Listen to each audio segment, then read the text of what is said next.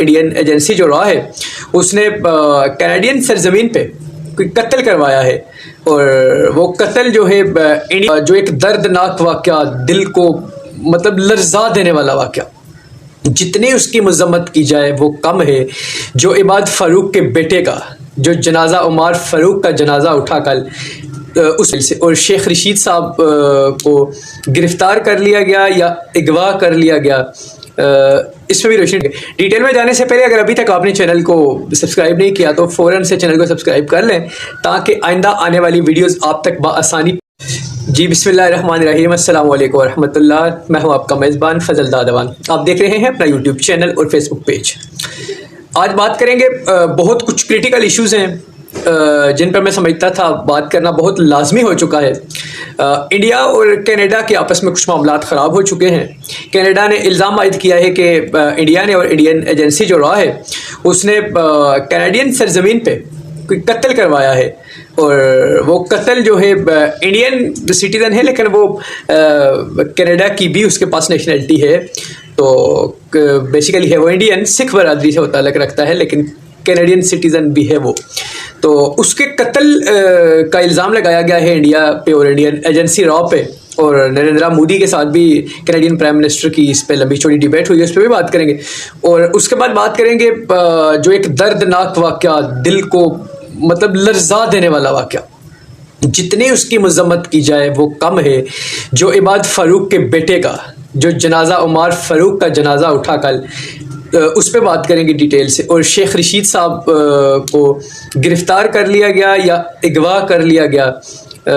اس پہ بھی روشنی ڈالیں گے کہ ہوا کیا، اغوا ہوئے ہیں یا گرفتار ہوئے ہیں، اور G20 جس پہ انڈیا نے بڑا زور لگایا تھا اس کا کیا معاملہ ہوا، اس پہ بات کریں گے۔ ڈیٹیل میں جانے سے پہلے اگر ابھی تک آپ نے چینل کو سبسکرائب نہیں کیا تو فوراً سے چینل کو سبسکرائب کر لیں تاکہ آئندہ آنے والی ویڈیوز آپ تک بآسانی پہنچ سکے، اور آپ کے سبسکرائب، لائک اور کمنٹ سے ہماری بھی حوصلہ افزائی ہوتی ہے، اور ہم مزید ایک محنت کرتے ہیں، اور آپ کے لیے ہم بہت ہی کوشش اور کاوش کے ساتھ خبروں کو ڈھونڈ کے لاتے ہیں اور آپ تک پہنچاتے ہیں۔ تو بات کا آغاز کرتے ہیں۔ کینیڈین گورنمنٹ نے الزام لگایا ہے جی بھارت پہ کہ آپ نے ہماری سرزمین پہ آ کے آپ نے وہاں پہ قتل کروایا ہے۔ اب یہ قتل کس کا ہوا ہے، یہ کون تھا، اور یہ کس وجہ سے قتل کروایا گیا ہے، تو اس پہ بات کرنے سے پہلے میں آپ کو بتاتا چلوں کہ کسی دور میں ہم پڑھا کرتے تھے کافی ٹائم پہلے، یا ہم پرانے زمانوں کی ایک سٹوریاں بھی پڑھا کرتے تھے کہ جو طاقتور ہوتے تھے نا، طاقتور جو پاورفل جو ہوتے تھے، اگر آپ کسی غریب کے ساتھ آپ کا کوئی پھڈا پڑ جاتا ہے تو وہ آپ کے لیے اتنا ایشو نہیں ہوتا، آپ اس کو کسی بھی طرح سے مینیج کر لیتے ہیں، لیکن اگر آپ کا طاقتور کے ساتھ جب پھڈا پڑتا ہے نا تو وہ آپ کو نہیں چھوڑتا۔ آپ کسی ملک میں چلے جائیں، کہیں پہ مرضی چلے جائیں، وہ آپ کا پیچھا کرتا ہے، کسی بھی ملک میں وہ آپ کو مروانے کی صلاحیت رکھتا ہے۔ لیکن یہ ابھی تھوڑا سا ایک عجیب ضرور لگ رہا ہے، لیکن وہ تو پاسٹ تھا، وہ ہم پڑھا کرتے تھے کتابوں میں بھی، اور وہ سنا کرتے تھے ہم کہانیاں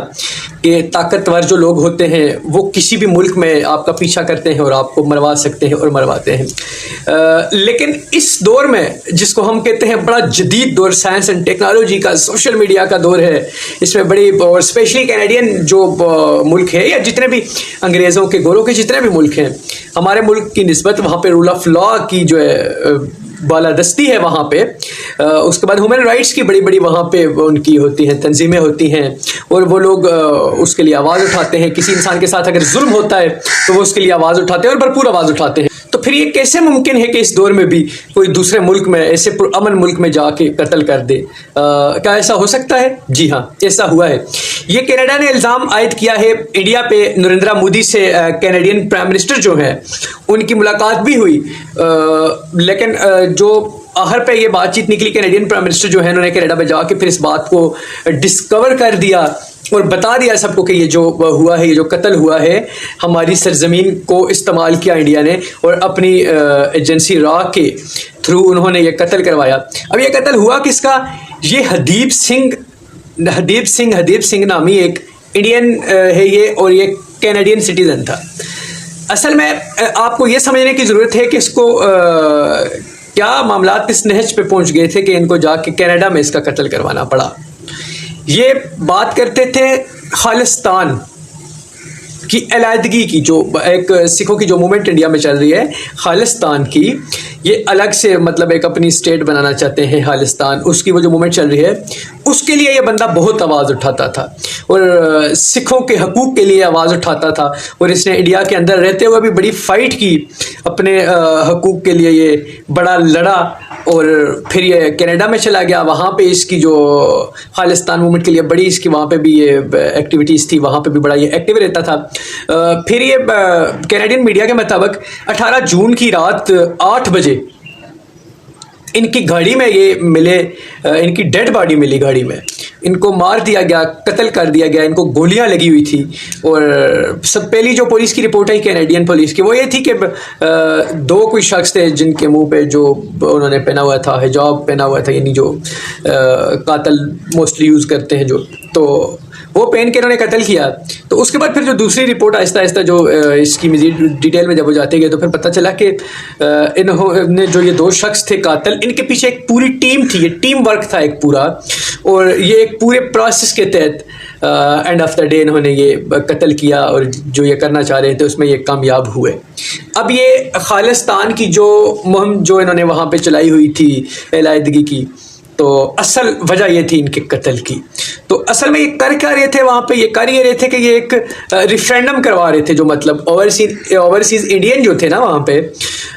ان کے ساتھ یہ ان سے یہ مل کے کوئی ان کی اپنی ایک انہوں نے وہاں پہ گروپ بنایا ہوا تھا، اور یہ اوورسیز انڈین سے ان کا وہاں پہ ریفرینڈم کروا رہے تھے، ان کا وہاں پہ ووٹنگ کروا رہے تھے کہ خالصتان ایک الگ اسٹیٹ بننی چاہیے، کیونکہ ہمارے حقوق کی وہاں پہ انڈیا میں جو وائلیشن ہو رہی ہے، یا جو بھی ان کا موقف تھا، تو اس کو روکنے کے لیے، ان معاملات کو روکنے کے لیے ان کا قتل کروایا گیا۔ اب یہ جو شخص یہ جنہوں نے قتل کیا، یہ آپ کے لیے سمجھنا جاننا بہت ضروری بھی ہے۔ یہ جنہوں نے قتل کیا، جن صاحب نے یہ قتل کیا ان کا حدیپ سنگھ کا، یہ جب 1907 میں کینیڈا میں گئے تو ان کی جو امیگریشن جو تھی اس کو کینسل کر دیا گیا، تو ان کو واپس ڈیپورٹ کیا گیا، تو واپس ان کو انڈیا میں بھیجا گیا، اور پھر دوبارہ سے انہوں نے کچھ ٹائم کے بعد کوشش کی، پھر یہ جب گئے پھر انہوں نے وہاں پہ شادی کی، تو ان کی شادی کو بھی وہاں پہ ریجیکٹ کر دیا گیا، وہ بھی کچھ ان کے غلط طریقے سے۔ یہ پلمبر کے ویزے پہ گئے تھے فرسٹ ٹائم 1907 میں یہ انڈیا میں، تو اس کے بعد پھر یہ ہوا کہ ان کے ویزے کو بھی وہاں پہ شادی جو تھی اس کو بھی سوری کر دیا گیا، ریجیکٹ کر دیا گیا، اور پھر کچھ ٹائم کے بعد، کچھ وقت گزرنے کے بعد پھر دوبارہ انہوں نے کسی طرح سے اپلائی کیا، جو بھی کیا وہاں پہ چلے گئے، پھر یہ وہاں پہ رہنے لگے، کچھ کام کاج بھی جو بظاہر یہ کرنے لگے، تو وہاں پہ پھر یہ پاکستان کے بھی رہ چکے ہیں، انڈین سفیر بھی رہ چکے ہیں، انڈین ایمبیسی کی طرف سے بھی یہ پاکستان میں بھی کام کر چکے ہیں، کیونکہ آہستہ آہستہ جب وقت گزرتا گیا تو یہ اس لیول پہ پہنچ گئے۔ اور انڈیا میں یہ جو شخص ہے یہ گینگسٹر کے جو ہے نا ایک اس سینس سے اس کو دیکھا جاتا ہے، یہ قتل شتل کرنے میں بڑا ایکسپرٹ سمجھا جاتا ہے انڈیا میں، تو یہ جا کے انہوں نے جو یہ کارنامہ سر انجام دیا۔ تو اس کے بعد بات کریں گے جی عباد فاروق کے بیٹے عمار فاروق کے بارے میں۔ ناظرین یہ بات آپ سوچ لیں، سمجھ لیں، سن لیں، اور یہ مان لیں اس بات کو کہ یہ صرف ایک عمار فاروق کا قتل نہیں ہوا، یہ 25 کروڑ پاکستانی عوام کا قتل ہے۔ یہ عباد فاروق جن پہ غداری کا جو پرچہ ہوا ہے اور ان کو گرفتار کیا ہوا ہے، اندر حراست میں رکھا ہوا ہے، اور یہ عمار فاروق جو بیٹے ہیں ان کے عباد فاروق کے، ان کے سامنے جس طرح سے بار بار گرفتاریاں، وہ ان کو آنا، چھاپے ڈالنا، گھسیٹنا، ان کو مطلب جو بھی انہوں نے جس طرح کی وارداتیں ڈال رہے تھے یہ، اس سے وہ بچہ ڈپریشن کا شکار ہو گیا، پھر وہ جس طرح سے ہاسپٹل میں گیا، جو معاملہ ہوا وہاں پہ آپ نے سنا ہوگا، اور آخر پہ وہ فوت ہو گیا۔ اس کا وہ فوت ہونے سے پہلے اس کی ایک وہ ویڈیو پیغام بھی جاری ہوا تھا کہ آپ ہمارے بابا کو چھوڑ دیں تو